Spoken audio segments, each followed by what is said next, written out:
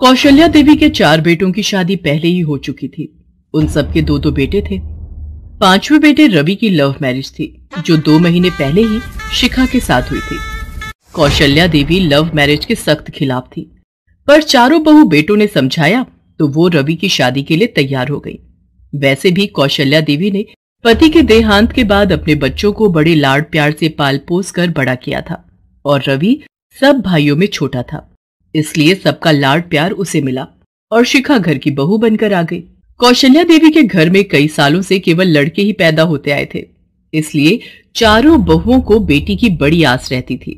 कभी कभी कितना मन करता है हम चारों बहुओं में से किसी एक के घर एक बेटी पैदा होती तो हम बहुओं को बेटी मिल जाती। हाँ भाभी, मैं जब बिट्टू और प्रांशु के कपड़े लेने बाजार जाती हूँ, वहां सुंदर सुंदर गर्ल्स की फ्रॉक देखकर मन ललचा जाता है कि काश हमारे घर में भी बेटी होती। चलो कोई नहीं, हम चारों के 2 बेटे हो गए, हमारी तो फैमिली पूरी हो गई। अब अगर शिखा की बेटी पैदा हुई तो हम 5 से ढेर सारा लाड प्यार देंगे।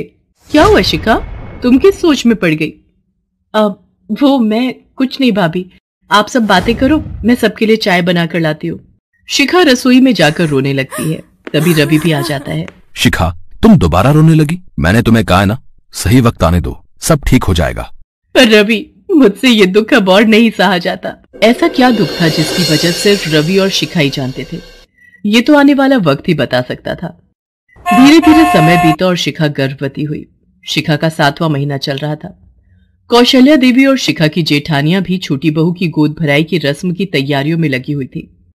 अचानक सीढ़ियां उतरते हुए शिखा का पैर फिसल गया और उसे अस्पताल ले जाया गया, पर डॉक्टर बच्चे को नहीं बचा पाए। साथ ही साथ डॉक्टर ने कहा कि शिखा अब दोबारा कभी मां नहीं बन सकती। ये सुनकर सब लोग बहुत दुखी हुए।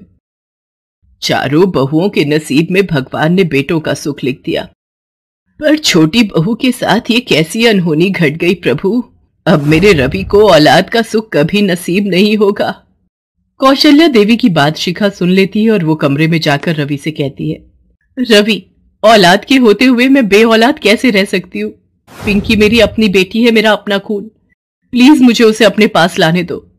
मैं अब और उसकी पहचान सबसे नहीं छुपा सकती। मेरी बच्ची मेरे बिना रहती है, माँ भी अब उसको नहीं संभाल सकती। मैं कब तक अपनी बच्ची से छुप छुप कर मिलती रहूंगी? तुम जानते हो मेरी किस्मत में अब माँ बनना नहीं लिखा। मैंने सोचा था मैं सही वक्त देखकर सबको सच बता दूंगी और अपनी बेटी को ले आऊंगी, पर मेरे साथ इतना बड़ा हादसा हो गया। मैं एक बच्चा खो चुकी हूं, पर अब अपनी बच्ची नहीं खो सकती।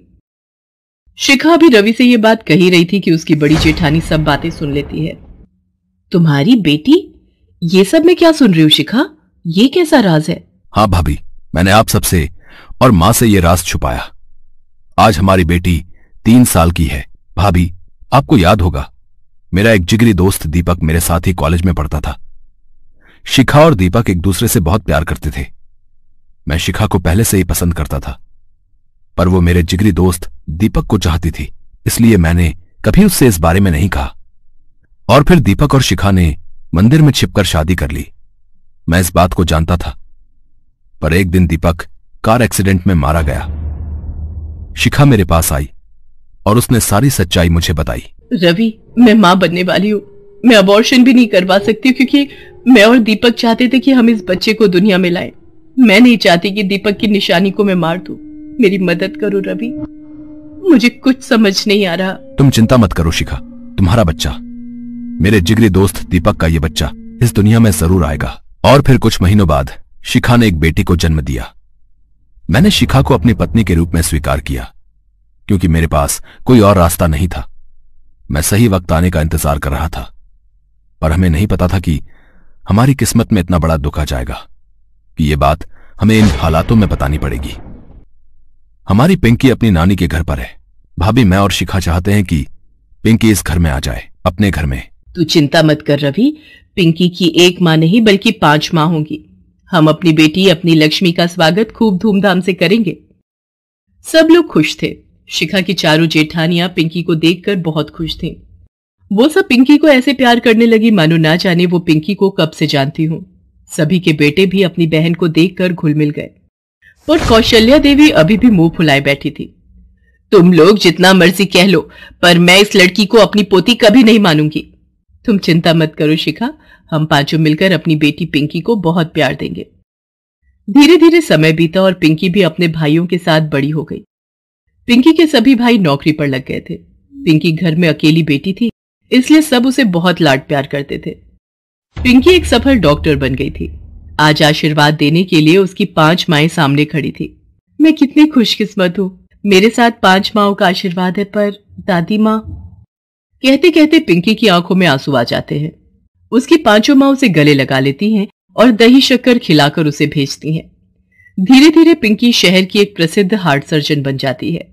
अचानक एक रात कौशल्या देवी के सीने में तेज दर्द हो जाता है और उसे हॉस्पिटल ले जाते हैं। कौशल्या देवी के हार्ट का ऑपरेशन होता है और कुछ दिनों में वो ठीक हो जाती हैं। सभी बहुएं अपनी सास के पास बैठी थी। मेहमान देखने आ जा रहे थे। कौशल्या देवी के बेटे और पोते भी वहीं थे। तभी वो बोली, मेरे परिवार में एक अधूरापन है। मेरी पोती कहाँ है? बाकी सब दिखाई दे रहे हैं, पर मेरी पोती, मेरी पिंकी कहाँ है? पिंकी, बेटा मेरे पास आ। अपनी सास को पिंकी को पुकारते देख 5 बहुएं रो पड़ती हैं। सबकी आंखों में खुशी के आंसू आ जाते हैं। पिंकी कमरे में आती है और अपनी दादी माँ के गले लग जाती है। दादी माँ, अब कैसी तबीयत है? मेरी पोती डॉक्टर है।